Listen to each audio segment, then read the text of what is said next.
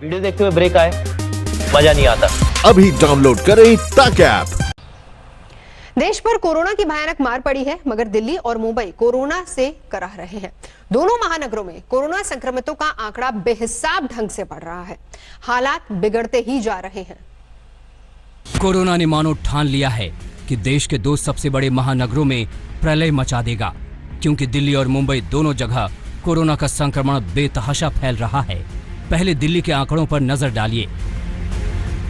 दिल्ली में 24 घंटे में 2909 केस सामने आए। दिल्ली में 24 घंटे में 58 लोगों की मौत हुई है। दिल्ली में अब तक कोरोना संक्रमितों की संख्या 62,655 हो गई है। दिल्ली में अब तक कोरोना से 2,233 लोगों की मौत हो गई है।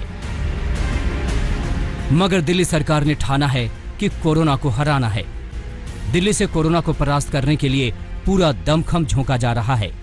वायरस के खिलाफ हमारे डॉक्टर, हमारे नर्स, ये सब युद्ध लड़ रहे हैं और बॉर्डर के ऊपर हमारे सैनिक युद्ध लड़ रहे हैं। आज पूरा देश हमारे डॉक्टर्स के साथ एक तरफ खड़ा है और हमारे दूसरी तरफ हमारे सैनिकों के साथ खड़ा है, और इन दोनों युद्धों को हमें पूरे देश को मिलकर लड़ना है। जो हाल दिल्ली का है वही हाल महाराष्ट्र का भी है। पहले महाराष्ट्र के आंकड़े देख लीजिए। महाराष्ट्र में 24 घंटे में 3,721 लोग संक्रमित पाए गए। सूबे में 24 घंटे में संक्रमण से 113 लोगों ने दम तोड़ दिया। महाराष्ट्र में अब तक कोरोना से 1,35,796 लोग संक्रमित हुए। महाराष्ट्र में कोरोना संक्रमण से अब तक 6,283 लोगों की मौत हो गई। मगर महाराष्ट्र में सबसे ज्यादा कोरोना की मार मुंबई पर पड़ी है। मुंबई में 24 घंटे में 198 लोग कोरोना संक्रमित पाए गए हैं। मुंबई में 24 घंटे में संक्रमण से 46 लोगों ने दम तोड़ दिया। मुंबई में अब तक कोरोना के कुल 67,586 लोग संक्रमित हुए। मुंबई में कोरोना संक्रमण से अब तक 3,737 लोगों ने दम तोड़ा। आंकड़ों पर लगाम लगाई जा सके इसलिए बीएमसी ने रैपिड एक्शन प्लान के तहत मोबाइल एम्बुलेंस लॉन्च किया। बीएमसी ने 50 एम्बुलेंस लगाई है जो तुरंत मदद करेंगी। साथ ही बीएमसी ने अब डोर टू डोर कैंपेन भी शुरू कर दिया है। 100 से ज्यादा स्लम एरियाज कंटेनमेंट जोन है।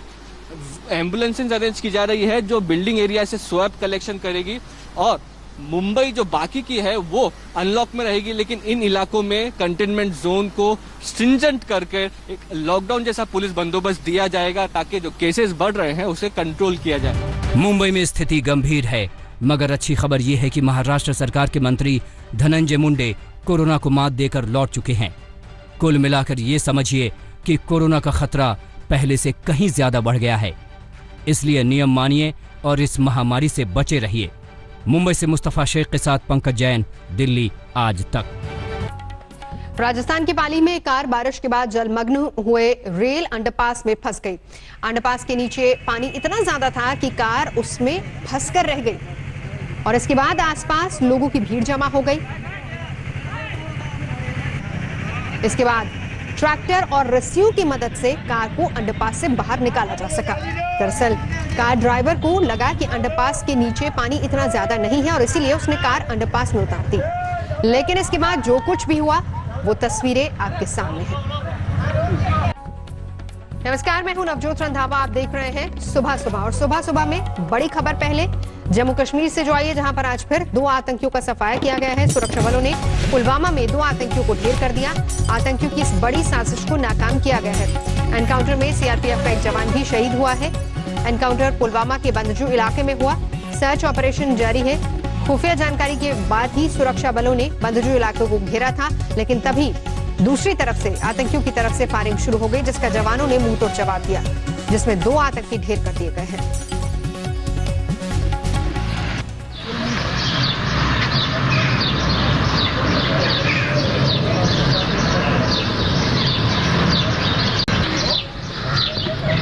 पुलवामा में सुरक्षा बलों की तलाशी अभियान जारी था, लेकिन इसी दौरान 2 आतंकवादी जो वहां पर छिपे हुए थे जवाबी फायरिंग शुरू कर दी, जिसके बाद सुरक्षा बलों ने दोनों आतंकियों को ढेर कर दिया है। अशरफ वानी इस वक्त हमारे साथ जुड़ चुके हैं। अशरफ वानी, आए दिन हर दिन सुबह की सबसे बड़ी खबर यही होती है कि आतंकी ढेर हो गए, आतंकी मारे गए, और इस बीच ये भी बड़ी खबर है कि सरहद के उस पार बहुत सारे ऐसे आतंकी हैं जो घुसपैठ की फिराक में भी हैं।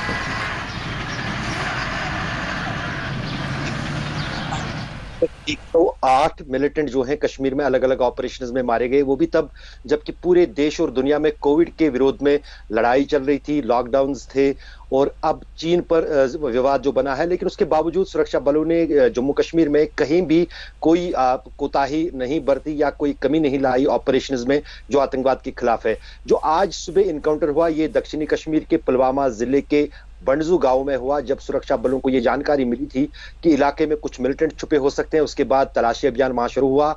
जहां पर खबर थी सुरक्षा बलों को, उसी घर से सुरक्षा बलों पर गोली चली जिसमें एक सीआरपीएफ का जवान घायल हुआ और बाद में उसने दम तोड़ा और 2 आतंकी इस घर में छुपे थे जो स्थानीय है, दोनों मारे गए हैं। और रविवार को भी श्रीनगर में एक मुठभेड़ में 3 आतंकी मारे गए थे। तो पुलिस और प्रशासन ने यह साफ कर दिया है कि जो जम्मू कश्मीर में आतंकवाद को खत्म करने के लिए जो ऑपरेशन ऑल आउट चल रहा है, जब तक सफाया नहीं होगा मिलिटेंसी का जम्मू कश्मीर से, तब तक ये ऑपरेशन जारी रहेंगे। बिल्कुल नवजोत। अशरफ, नजरा बना रखे, शुक्रिया फिलहाल पूरी जानकारी के लिए। ऑपरेशन ऑल आउट के तहत सभी आतंकियों को खत्म किया जा रहा है। आगे बढ़ेंगे। गलवान घाटी और फिंगर 4 में भारत चीन की सेनाएं आमने सामने खड़ी हैं। गलवान घाटी में हिंसक झड़प के बाद चीन के आग्रह पर ही सोमवार को दोनों देशों के कोर कमांडर्स की बैठक हुई। 11 घंटे तक ये लंबी मैराथन बैठक चली, बातचीत हुई दोनों के बीच। सूत्रों के मुताबिक सैन्य अफसरों के बीच आज भी बात हो सकती है। भारत ने मीटिंग में साफ कह दिया है कि चीन अपनी सेनाओं को पीछे हटाए और पहले की पोजीशन पर ही लौटे। चालबाज चीन को सबक सिखाने के लिए भारतीय सेना LAC पर पूरी तरह से तैयार है। भारतीय सेना के मनोबल को देखकर अब चीन भी समझ गया है कि उसकी कोई चाल यहाँ चलने वाली नहीं है, लिहाजा फिर वो बातचीत के रास्ते पर आ गया है। सोमवार को दोनों देशों के कोर कमांडरों ने 11 घंटे लंबी मीटिंग की। ये मीटिंग चीन के हिस्से वाले मोल्डो में हुई। बैठक के लिए आग्रह चीन की सेना ने किया था। सूत्रों के मुताबिक आज फिर बैठक हो सकती है। सोमवार को सुबह 11 बजे शुरू हुई बैठक देर रात खत्म हुई। भारत की तरफ से टीम का नेतृत्व लेफ्टिनेंट जनरल हरिंदर सिंह ने किया, जबकि चीन की तरफ से मेजर जनरल लियो लिन बैठक में शामिल हुए। बैठक में भारत ने LAC पर पहले की स्थिति बहाल करने की मांग की। चीन की सेना को 5 मई से पहले की स्थिति पर लौटने को कहा गया। भारत ने चीन को LAC के पास बनाए गए सभी बिल्डअप खत्म करने को कहा है। हालांकि चीन पीछे हटने के मूड में नहीं दिख रहा है, लेकिन चीन की गलवान घाटी में पेट्रोलिंग पॉइंट 14 पर नजर है। चीनी सेना LAC पर आर्टिलरी और टैंक के साथ मौजूद है। हिंदुस्तान की सेना भी मुंहतोड़ जवाब देने के लिए सामने आकर खड़ी हो गई है। चीन ने भारत के खिलाफ दूसरा मोर्चा पेंगोंग त्सो झील पर खोला है, जहां फिंगर 4 पर चीन की धूर्त सेना डेरा डाले है, जिसके सामने भारत के जांबाज सैनिक डटे हैं। इन तस्वीरों में साफ है कि भारतीय सेना बड़ी तत्परता से, चाहे उत्तर सिक्किम का नकुला हो या लद्दाख का गलवान, चीनी सेना के साथ लोहा ले रही है और चीनी सेना को निरंतर पीछे खदेड़ रही है। सेना में सूत्रों के मुताबिक एक चीज साफ है, सेना अब चीन को 1 इंच जमीन पर घुसपैठ करने की अनुमति नहीं दे सकती। इस बीच चीन की मक्कारी को देखते हुए LAC पर भारत ने सेना को खुली छूट दे दी है, ताकि मौके की नजाकत के हिसाब से वो फैसला ले सके।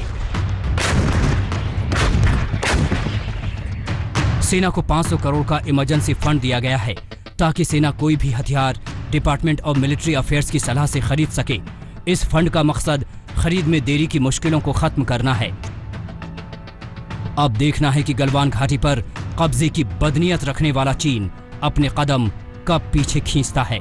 श्रीनगर से शुजाउल हक और दिल्ली से मंजीत नेगी के साथ लद्दाख से गौरव सावंत, आज तक। और इस बीच देश के रक्षा मंत्री राजनाथ सिंह आज मॉस्को में रूस के नेताओं के साथ मिलेंगे। चीन को कूटनीतिक के मैदान में भी चारों खाने चित्त करने की योजना है।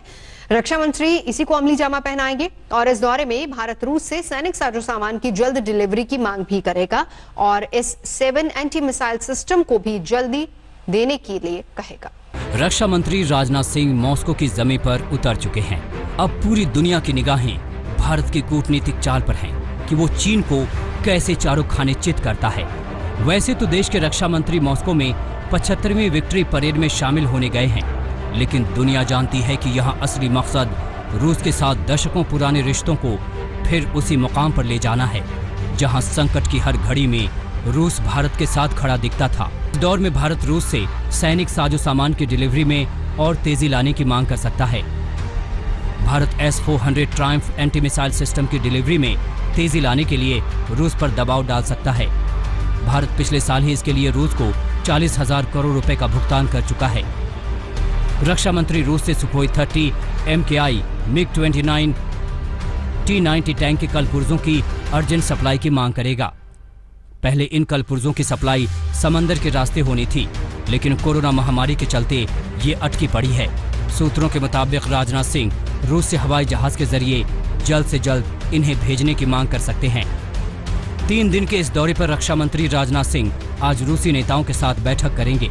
दोनों देशों के बीच रक्षा से लेकर रणनीतिक साझेदारी पर चर्चा होगी, लेकिन चीन के नेताओं से राजनाथ मुलाकात नहीं करेंगे ताकि उन्हें साफ संदेश जाए कि भारत गलवान घाटी में उनकी हरकतों को कतई बर्दाश्त नहीं करेगा। अभिषेक भल्ला के साथ गीता मोहन, आज तक। उत्तराखंड के पिथौरागढ़ में भारत चीन सीमा के पास लीलम जौहर घाटी को जोड़ने वाला लोहे का पुल टूट गया है और इस पुल का चीन के साथ टकराव के चलते सामरिक महत्व बहुत ज्यादा है।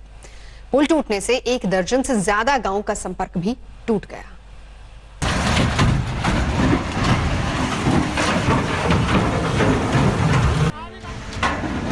किसी खिलौने की तरह एक झटके में हजारों टन का ट्रक खाई में जा गिरा।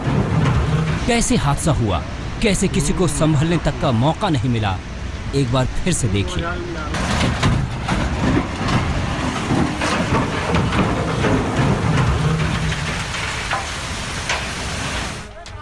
एक तो ट्रक ही हजारों टन का, ऊपर से इस पर जेसीबी मशीन का भार।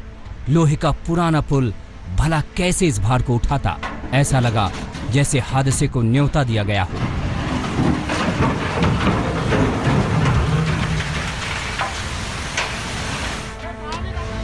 ट्रक से पुल से गुजरते वक्त पीछे से आते इस शख्स को भी देखिए।